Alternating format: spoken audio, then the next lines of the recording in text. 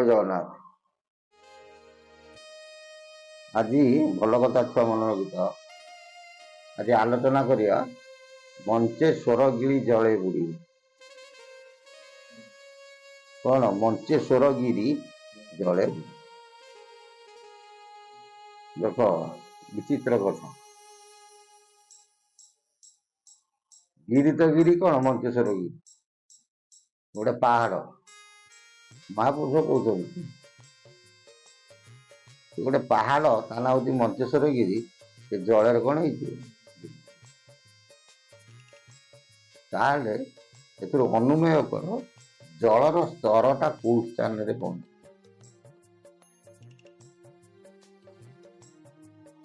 ବୁଝିଲ? ମାନେ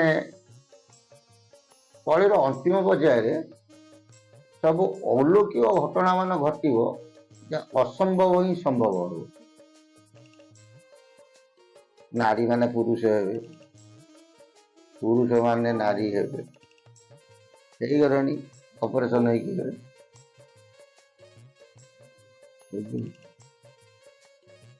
ମାନେ ସବୁ ଅଲୌକିକ ଘଟଣା ମାନ ଘଟିବ। ଯାହା ଲେଖିଥିଲେ ତାହା ହିଁ ସବୁ ଯାକ ଘଟି ଯାଉଛି। କାରଣ ବାପା କହୁଥିଲେ, ଜେଜ କହୁଥିଲେ, ବୁଝିହଉଛି, ଆମେ ସବୁ ଶୁଣିଥିଲେ, ଆଖିରେ ଦେଖିନଥିଲେ। ଏବେ ସବୁ ଆମେ କଣ କରୁଛେ? ଆଖିରେ ଦେଖୁଛେ।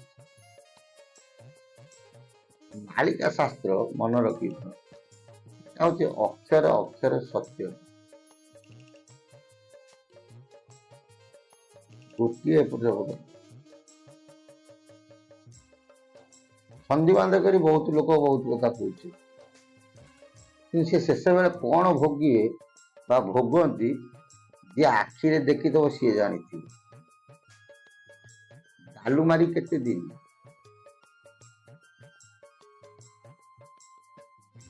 ବୁଝି ହଉଛି? ଗାଲୁ ମାରିବ କେତେ ଦିନ? ସିନା ମଣିଷକୁ ଗାଲୁ ମାରିଦବ, ପ୍ରଭୁଙ୍କ ପାଇଁ କଣ ଗାଲୁ ମାରିପାରିବ? ମଣିଷ କାହିଁକି ଧର୍ମ କରେ? ଆତ୍ମାର ସଦ୍ଗତି ପାଇଁ, ଆତ୍ମାର ମୁକ୍ତି ପାଇଁ, ଏବଂ ଠାକୁରଙ୍କୁ କାହିଁକି ଡାକେ? ଶାନ୍ତି ଟିକେ ପାଇଁ। କିନ୍ତୁ ବର୍ତ୍ତମାନ ଲୋକମାନେ ଡାକୁଛନ୍ତି କଣ? ସୁଖ ପାଇଁ।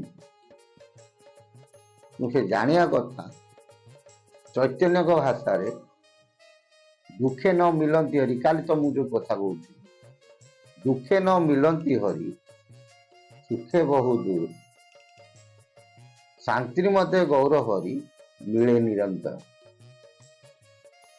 ହେଲେ ଦୁଃଖରେ ପ୍ରଭୁ ମିଳନ୍ତିନି କି ସୁଖରେ ମିଳନ୍ତି? କୋଉଥିରେ ମିଳନ୍ତି? ଶାନ୍ତି। ଯାହା ଜୀବନରେ ଶାନ୍ତି ନାହିଁ, ସେ ମଣିଷ ଜନ୍ମ ପାଇବା ହେଉଛି ଗୋଟେ ମରିଚିକା ସମୟ। ଯଦି ଗୋଟେ କୋଟିପତି ହେଇ ଠିକ ଭାବରେ ଖାଇପାରୁନଥିବ, ଠିକ ଭାବରେ ଶୋଇପାରୁନଥିବ, କି ପ୍ରଭୁଙ୍କୁ ଟିକେ ଚିନ୍ତନ କରିପାରୁନଥିବ, ସେ ଧନର କିଛି ମହତ୍ଵ ନାହିଁ।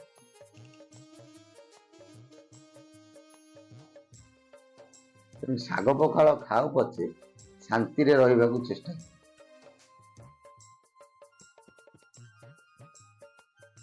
ଯାହା ହେଉ, ମହାପୁରୁଷ କହୁଛନ୍ତି ମଞ୍ଚେଶ୍ୱରଗିରି କଣ ହେଇଯିବ? ଜଳରେ। କୋଉ ମଞ୍ଚେଶ୍ୱରଗିରି? ମଞ୍ଚେଶ୍ୱର ତ ଅନେକ ଅଛି ନାଇଁ, ତାହେଲେ କୋଉ ମଞ୍ଚେଶ୍ୱର? ଶିବକଳ୍ପ ଶାସ୍ତ୍ର, ସେଥିରେ ସିଏ ପ୍ରମାଣ। ଜରିପଡ଼ା ଜୟନ୍ତ ଯେ ବିରୂପାର ସୀମା, ମାଳ ଯେ ଲିଖନପୁର ଦକ୍ଷିଣ ହସ୍ତିନା। ଏଟା ସବୁ ତମେ ବୁଝିପାରୁଥିବ। ଉତ୍ତରରେ ଶିବଲିଙ୍ଗ ପର୍ବତ ଶିଖରେ, ଗିରି ନାମ ମଞ୍ଚେଶ୍ୱର ରଖତୁ ମନ। ମଞ୍ଚେଶ୍ୱର ଗିରି ଉପରେ ଯୋଉ ଗିରି, ତା ଉପରେ ବିରୂପା କୂଳରେ ହେଇଥିବ, ତା ଦେହରେ କହନ୍ତି ମହାଦେବ ବିଦ୍ୟମାନ ହେଇଥିବେ। ବୁଝିହଉଛି? ସେଇ ମଞ୍ଚେଶ୍ୱରଗିରି କି ତମେ ମନ ରଖ। ଏତୁ ରଖିଥ। ରେବତୀ ମିନରେ ମୂଳା ସପ୍ତଙ୍ଗାରେ, ମାସ ଥିବ ଦଶମୀରେ, ତ୍ରିକାଳ ଋତୁରେ ଚାରି ସୁତ ଥିଲେ, ଚାରି ମେଘ ଏକା ବେଳେ। ମଞ୍ଚେଶ୍ୱର ଗିରି ଜଳେ ବୁଡ଼ିଯିବ, ଚଉଦ୍ୱାର ନାଶ ଯିବ, 96 ଜଣ ଭକତ ସଙ୍ଗରେ ମହାକଳି ଲାଗି। ଏଟା ଗୋଟେ ଅଙ୍କ ହିସାବ ଦେଇଛନ୍ତି। ରେବତୀ ମିନରେ ମୂଳ ସପ୍ତାଙ୍ଗରେ, ରେବତୀ ମିନରେ ମୂଳ ସପ୍ତାଙ୍ଗରେ କହିଦେବି, କ୍ୟାମେରା ଆଗରେ କହିବିନି। ମାସ ଥିବ ଦଶମୀରେ, ପକ୍ଷ ଦଶମୀ ଦେଖି ନାହାନ୍ତି, ମାସ ଥିବ ଦଶମୀରେ। ଯେମିତି ଲେଖିଛନ୍ତି ଗୋଟେ ପଦ କହିଥିଲି ଶିବକଳ୍ପ। ରାମଙ୍କ ମୈତ୍ର ସୁଗ୍ରୀବର ସୁତ, କିଏ ସେ? ଲବ ନାମେ ବିଖ୍ୟାତ। ରାମଙ୍କର ମୈତ୍ର କିଏ? ସୁଗ୍ରୀବ। ସୁଗ୍ରୀବଙ୍କର ସୁତ ହଉଛନ୍ତି କିଏ? ସେ ଲବ। ଶିବକଳ୍ପ ଶାସ୍ତ୍ରରେ ମହାପୁରୁଷ ଅଚ୍ୟୁତ ଲେଖିଛନ୍ତି। ସେମିତି ଏଠି ଲେଖିଲେ ରେବତୀ ମିନରେ, ଏଟା ସବୁ ବୁଝିଯାଇଛି। ରେବତୀ ନକ୍ଷତ୍ର, ମୀନ ବୋଲେ ତ କଣ ରାଶି ଚକ୍ର ଭିତରେ ହେଲା ମୀନ। ମୂଳ ସପ୍ତାଙ୍ଗରେ ମାସ ଥିବ ଦଶମୀରେ, ତିଥି ନୁହଁ, ଦଶମୀରେ। ତ୍ରିକାଳ ଋତୁରେ 4 ସୁତ ଥିଲେ, 4 ମେଘ ଏକା ବେଳେ। ମାନେ ସେ ଅଙ୍କଟା ପଛରେ କହିବି, କ୍ୟାମେରା ଆଗରେ କହିବି ନାହିଁ। କହିଲେ ସେଇ ସମୟରେ ଭୟଙ୍କର ବର୍ଷା କିଛି ଦିନ ଲାଗିକି ହେଲା, ପ୍ରବଳ ନଦୀ ମଧ୍ୟ ବଢି, ତଳୁ ମଧ୍ୟ ଜଳ ତଳୁ କଣ ହବ? ମାଡି ଆସିବ। ଉପର ପାଣି, ତଳ ପାଣି ଏବଂ ଇନ୍ଦ୍ର ଜଳ ଉଠୁଛି। 3 ମେଘ କଣ ହେଇଯିବ? ଏକାଠି, 3ଟାକ ପାଣି ଏକାଠି ହେବ। ମଞ୍ଚେଶ୍ୱର ଗିରି ଜଳେ ବୁଡ଼ିଯିବ। ଏତେ ପାଣି ହବ ସେ ପାହାଡ କଣ ହେଇଯିବ? ଜଳରେ ବୁଡ଼ିଯିବ। ଚଉଦ୍ୱାର ନାଶ ହେଇଯିବ, ଚଉଦ୍ୱାର ମଧ୍ୟ ପାଣି ଦେବ। 96 ଜଣ ଭକତ ସଙ୍ଗରେ ମହାକଳି କନ୍ଦଳ ଲାଗିବ। ଯେତେବେଳେ 96 ଜଣ ଭକ୍ତ କଣ ହେଇଥିବେ? ରହିଥିବେ, ତାଙ୍କ ଭିତରେ ଝଗଡା, ତାହେଲେ କେବେ ହବ?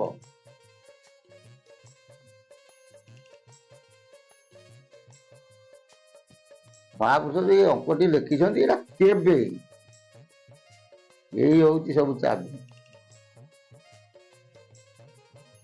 ସେଥିପାଇଁ କୁହନ୍ତି ଅଚ୍ୟୁତ ଗାର ଅନନ୍ତ ଠାର। କିଛି ବ୍ୟକ୍ତି କୁହନ୍ତି ଅଚ୍ୟୁତ ଗାର ହାଡିଆ ଠାର। ତେଣୁ ସେ ଯାହା ଠାର ହଉ, ହାଡିଆର ହଉ କି ଅନନ୍ତର ହଉ, କିନ୍ତୁ ଅଚ୍ୟୁତର ହଉଛି କଣ? ଅଚ୍ୟୁତ ଗାର। ଯାହା କହିଛନ୍ତି ଅକ୍ଷର ଅକ୍ଷରେ 4 ମେଘ ଏକତ୍ରିତ ହେଇଯିବ, 3ଟାକ ପାଣି ଏକତ୍ରିତ ହେଇଯିବ, ସମୁଦ୍ର ପାଣି ଟାଣିବ ନାହିଁ। ସେ ସମୟରେ କଣ ହେଇଯିବ? ମଞ୍ଚେଶ୍ୱର ଗିରି ଜଳେ। ମଞ୍ଚେଶ୍ୱର ନା ହନୁ ମଞ୍ଚେଶ୍ୱର ବୋଲି କୋଉଥିରେ? ଗରୁଡ ଗୀତାରେ ଲେଖି, ଗରୁଡ କଳ୍ପ ନୁହଁ, ଗରୁଡ ଗୀତାରେ। ହନୁ ମଞ୍ଚେଶ୍ୱର ବୋଲି ଏକ ଦେବ ଅଛନ୍ତି ପାହାଡେ ରହି, ଉତ୍ତରାଙ୍ଗୀ ସେଇ ଠାବରେ କହୁଛି, ସିଦ୍ଧ ଦେବ ଯେ ଅଟଇ। ସେ ସ୍ଥାନ ମହିମା ଅତି ଅଗୋଚର, ଶୁଣ ବିନନ୍ତା କୁମର, ରାମ ଅବତାରେ ସେଠାରେ ରେ ମୁନି, ଶୁଣିଥିଲି ପକ୍ଷୀ ବୀର। ଦିନେ ସେଠି ରାମଙ୍କର ଅବତାର ହେଇଥିଲା। ରାମ ଅବତାର ହେଇଥିଲା ଅଯୋଧ୍ୟାରେ, ରାମ ମନ୍ଦିର ସେଠି ହେଲା। ପୁଣି ଏଠି କେମିତି ହେଲା ରାମ ଅବତାର? ମଞ୍ଚେଶ୍ୱର ଗିରିରେ ସବୁ ସେଇ ଗୁପ୍ତ। କେତେ ରାମ କଲେ, ତେଣୁ ଗୋଟେ କୋଉ ରାମଙ୍କର ସେଠି ଆହୁରି ହେଇଥିବେ। ଏମିତି କେତେ ଘଣ୍ଟା ଯୁଗ ଗଲାଣି। କୋଉ ଯୁଗରେ, କୋଉ ତେତେୟା ଯୁଗରେ, ସତ୍ୟ ତେତେୟା ଦ୍ୱାପର କଳି, ସତ୍ୟ ତେତେୟା ଦ୍ୱାପର କଳି, ଏମିତି କେତେ ଗଲା। ତେଣୁ ସେ କୋଉ ଯୁଗରେ ରାମ, ସେଠି ରାମ ଜନ୍ମ ହେଇଥିବେ, ନହେଲେ ଏ କଥା କାହିଁ ମହାପୁରୁଷ ଲେଖିଲେ? ସେଠି ରାମ ଜନ୍ମ ନ ହେଇଥିଲେ ମହାପୁରୁଷ ଲେଖିଥିଲେ କାହିଁ? ତେଣୁ ରାମ ଜନ୍ମ ହେଇଥିବେ, ତାହେଲେ କୋଉ ଯୁଗରେ ହେଇଥିବେ? କୋଉ ରାମ? ଅଯୋଧ୍ୟାପୁରବାସୀ ରାମ ନା 500 ଗେଲା ପୁଅ ରାମ ନା ଅର୍କିତ ଦାସଙ୍କ ଗେଲା ପୁଅ ରାମ ନା ହାଡିବନ୍ଧ ଦାସଙ୍କ ଗେଲା ପୁଅ ରାମ। ଏମିତି ଅନେକ ଗୁଡ଼ିଏ ଜିନିଷ ମହାପୁରୁଷ କହିଛନ୍ତି। ଭୂତ ଏ ଯୋଉ ଜିନିଷ ଗୁଡ଼ିକ ଏଗୁଡ଼ାକ ଆମେ ସଂସାରିକ ପାଇଁ ପରୀକ୍ଷା ନୁହେଁ। ଏ ଯୋଉ କାହାଙ୍କ ପରୀକ୍ଷା କଲ ନା, ଯିଏ କୁହନ୍ତି ଆମଠୁ ପରମ ଭକ୍ତ କେହି ନାହାନ୍ତି, ଯିଏ କୁହନ୍ତି ଆମେ ସବୁ ଅବତାରୀ ପୁରୁଷ, ଇଏ ପରୀକ୍ଷା ସବୁ ସେଇମାନଙ୍କ। ଆମେ ସଂସାରିକ ପାଇଁ ଆମେ କଣ, ତୁ ଯେବେ ଏକ ଭାବୁ ସଂସାର କରୁ। ତାପରେ ଅଚ୍ୟୁତ କହିଲେନି ତୁ କିସ ଭଜିବୁ ଜପିବୁ, ତୁ କଣ ତୁ ଜପିବୁ, ସେ ବା ତା ନାଁକୁ ନିରଜରେ ଜପୁଛି। ଅଷ୍ଟଗୁଞ୍ଜରେ ଲେଖିନାହାନ୍ତି, ସେ କହିଛି ତୋର ନାମ ତୁ ହିଁ ଜପିବୁ ଯିବ ଗଲା ବେଳେ, ତୋ ନାଁ କଣ? ତାକୁ ଅଚ୍ୟୁତ କହିଲେ ଅଚ୍ୟୁତରେ ତୁ ସେ ଅଚ୍ୟୁତ ନାଁଟାକୁ ଉଚ୍ଚାରଣ କର। ତମ ନାଁ ବିଜୟ, ତାହେଲେ ତମେ କଣ ବିଜୟକୁ ଜପ କରିବ? ତେଣୁ ନାମ କଣ ସେଇ ମହାପୁରୁଷ ଲେଖିଲେ। ନାମରେ ସୃଷ୍ଟି ହଉଛି କଣ ହାତ ଜାତ। ଯେଉଁ ଦିନ ନାମ ଚାଲିଯିବ ସେଦିନ ସେ ଶରୀର କଣ ହେଇଯିବ, ମଢା ହେଇଯିବ। ତାହେଲେ ନାମ କଣ? ନାମରେ ଆସିଛି ନାମରେ ଖେଳୁଛି, ନାମ ଗୋଟି ସତ୍ୟ କହି। ନାମ ଉଣା ହେଲେ ନାମ ଜନ୍ମ ଲଭେ, ଦୁଷ୍ଟଙ୍କୁ ବିନାଶ ପାଇଁ। ନାମ ଅଟଇ ସତ୍ୟ, ନାମ ବିନା ପ୍ରାଣୀ କେବେ ନୁହେଁ ଯେ ଆତ ଜାତ। ନାମ ଅଟଇ ସତ୍ୟ, ସେ ନାଁ କଣ?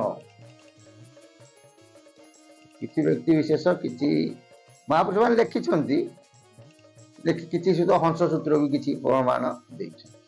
ଠିକ ଗୁରୁ ଦେଲେ ଗୋଟିଏ, ଶିଷ୍ୟ କରେ ତାକୁ ଗୋଟିଏ। ଗୁରୁ ଯେତେବେଳେ ହଂସଟା କହିଦେଲେ, ତେଣୁ କଣ ହଉଛି ତାକୁ ଦେହରୁ ଧରିବା କଥା, ଯିଏ ପ୍ରକୃତରେ ଶିଷ୍ୟ ହେଇଥିବ ସେ ତାକୁ ଧରିବ। ନାମ ଗୋଟିଏ ହଉଛି ଏକ ଅକ୍ଷର, ହଂସ ଗୋଟିଏ ହେଲା 2 ଅକ୍ଷର ହେଲା। ନାମଟି ଏକ ଅକ୍ଷର, ତାହେଲେ ସେ ହଂସ 2 ଅକ୍ଷର, ତାହେଲେ ମହାପୁରୁଷ କାହିଁ ଲେଖିଲେ ହଂସ ସୂତ୍ର? ଲେଖିଛନ୍ତି ଠିକ ସେଇଠାର। ଆମେ ବି କହିବୁ ଯେ ତାକୁ ଫେର ସମ୍ପୂର୍ଣ୍ଣ ଫେରେ ଗୁପ୍ତ ରଖିବୁ। କହିଲେ ହ ସଙ୍ଗେ ସ ମିଳା, ଯୋଗ ଫଳ କୁରେ ଖେଳା, ଯାହା ହେବ ଯୋଗ ଫଳ ତା ହାତ ନାମ। ଭୋଲା ନାମ ବାଇ କଲାରେ, ଭୋଲା ନାମ ବାଇ କଲାରେ। ହଂସ ହଂସ ହଂସ ବୋଲି ଧାରି ଦେଲାରେ, ଭୋଲା ନାମ ବାଇ କଲାରେ। ତେଣୁ ନାମ ଗୋଟିକ ହଉଛି କଣ ସତ୍ୟ। ହଁ ସ ହଟି ଶିବ ବୋଲି କହି, ସଟି ଶକତି ବୋଲଇ, ଏ ଯୋଉ ପବନ ଯାଉଛି, ହେ ମନ, ହେ ବାୟୁ ମନ, ତୁ ଏ ପବନକୁ କୁମ୍ଭକରେ ନେଇ କଣ କର, ରଖ। ସେଠି ଯୋଉ ଶବ୍ଦ ହେବ ତୁ ନିଜକୁ ନିଜେ ଜାଣିପାରିବୁ। କହେ ଅଭି ରାମ ବାଇ, ଅନୁଭବ ଗୋଟି ସତ୍ୟ। ନିଜକୁ ନିଜେ ଯୋଉ କଥା ଅନୁଭବ କରିବ ଗଲା ତମ ପାଇଁ ସତ୍ୟ। ତେଣୁ ନାମ ଗୋଟି ହଉଛି କଣ,